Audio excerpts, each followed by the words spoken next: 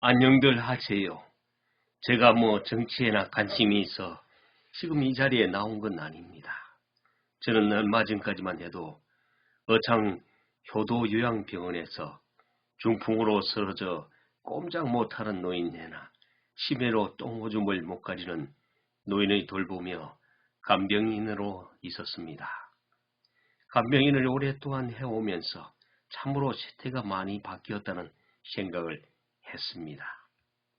어떤 이들은 치매에 걸린 노모를 병원에다 방치하다시피 해놓고 이제나 죽나 저제나 죽나 죽는 날만 기다리는 사람도 많은 것 같습니다. 그런 사람들은 한 번도 병원에 찾아오지 않습니다. 물론 친척이 찾아오면 마지못해 걸음을 하는 경우도 있지만요. 그런데도 병원에다가는 장례는 언제든 치를 준비는 되어 있다는 듯 앞으로 얼마나 살 것 같나 물어봅니다. 심지어 어떤 사람은 1년 내내 코빼기도 안 비추는 사람도 있습니다. 그나마 저같이 간병인을 두는 사람은 나은 사람입니다. 대부분은 방치를 해버리죠.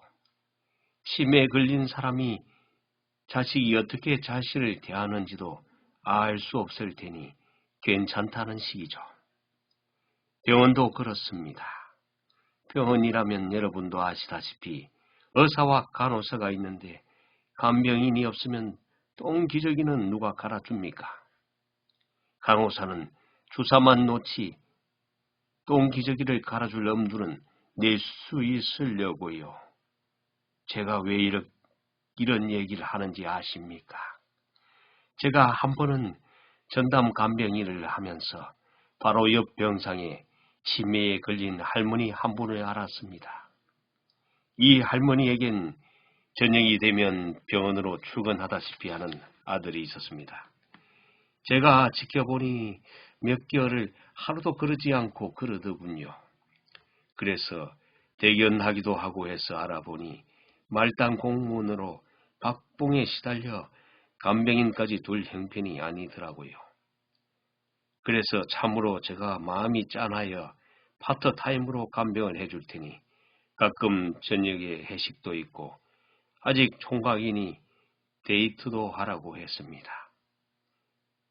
제가 파트타임으로 할머니를 봐드리니 그때서야 숨통이 좀 트이는 모양이었습니다. 그러던 어느 날 이 할머니에게 또 한 명의 아들이 부인과 아들까지 대동하고 병원에 찾아왔습니다. 그 며느린 기한집 딸이었던지 그런 천한 일은 자신은 할 수 없다며 모든 것을 시동생에게 맡겨버린 것 같았습니다. 병원에 잠시 들렸던 그 순간도 어떻게 해야 빨리 그곳을 벗어날까 귀에만 보고 있는 눈치였습니다. 요즘 세태가 그러니 그럴 수 있다고 칩시다. 저는 그 아들 내가 다녀가고 물어봤습니다. 그 형이라는 사람은 뭐 하는 사람이냐고요. 그러니 검사라고 하더라고요. 여러분 검사가 뭡니까? 그래도 공무원으로 치면 고급 공무원이고 사회의 지도층 아닙니까? 그런 사람이 자신에 비하면 하청민이나 다름없는 말단 공무원 동생에게 모든 걸 맡기고 내팽개치다니요. 이것은 엄연히 따져봐도 특권층의 행포가 아니고 뭐겠습니까? 여러분, 게다가 제가 알고 있기로는 그 동생이 병원에 살다시피 하는데도 병원비도 똑같이 반반씩 내었던 것으로 알고 있습니다. 사람이 최소한의 양심이라도 있다면 인건비는 못 주더라도 밤마다 고생하는 동생에게 밥값 정도는 더 줘야 되는 것 아닙니까? 그 동생은 그 후 생활이 어려워져 자신이 들어있던 아파트 전세를 빼내 직원 숙소로 들어갔다고 들었습니다.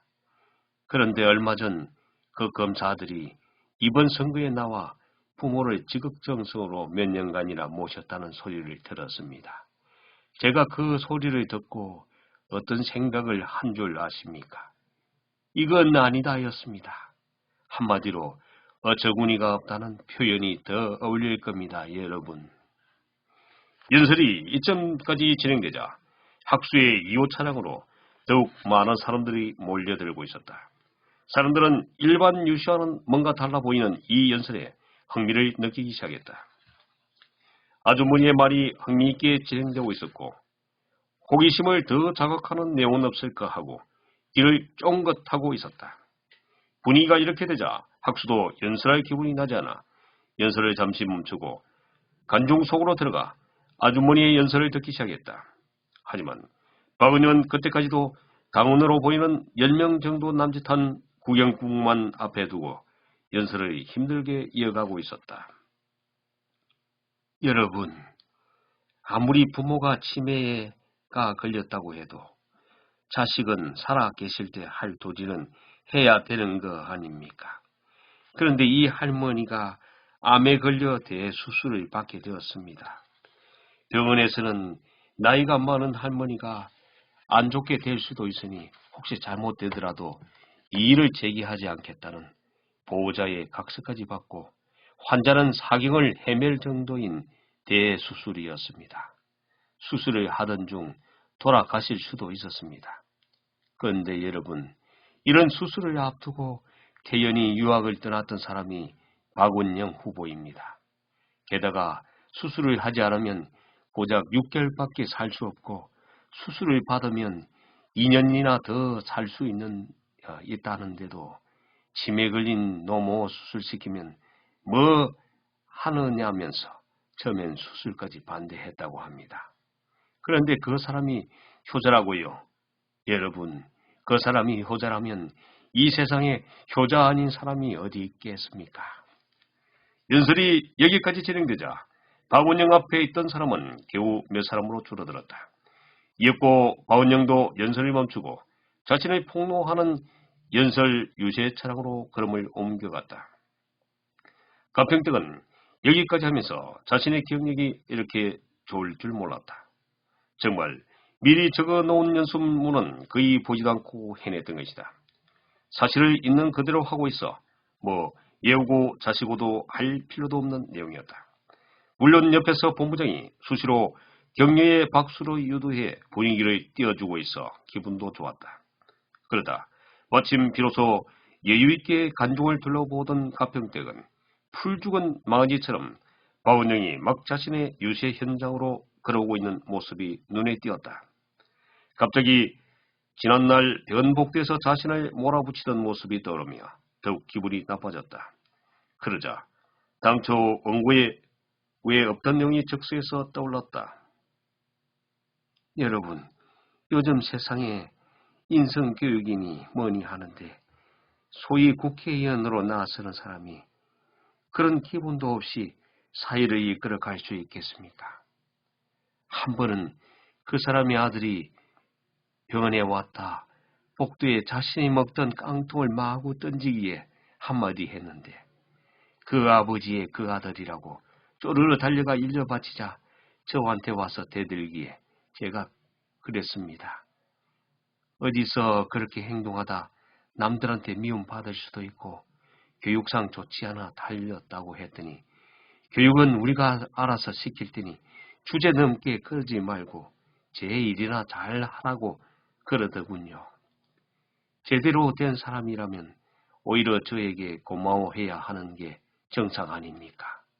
여러분, 요즘같이 각박한 세상에 남이야 뭐를 하든 아예 모른 척하는 그런 풍토가 결국 세상을 병들게 하는 거 아닙니까? 여러분, 사회 지도층으로 나설 사람이 이런 공중도덕이나 기본 예절에 대한 근본도 없어야 되겠습니까? 이런 사람이 국회의원이 되면 교육정책이 어떻게 될지 뻔하지 않겠습니까? 제가 비록 그렇게 많이 배우지 못했어도 사람이 최소한 지킬 도리는 알고 있습니다. 원영은 지금 연설을 하고 있는 사람이 누군지 기억이 나자 대번 얼굴이 붉어졌다. 그런데 간병인한테 자신이 그렇게 심하게 했나 생각이 들고 의의가 없다.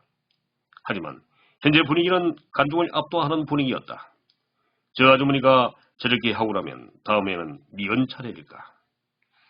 네, 오늘은 여기까지입니다. 다음을 기대해 주십시오. 오늘도 내용이 좋다면 좋아요와 구독을 부탁드립니다. 좋은 하루 되세요. 감사합니다.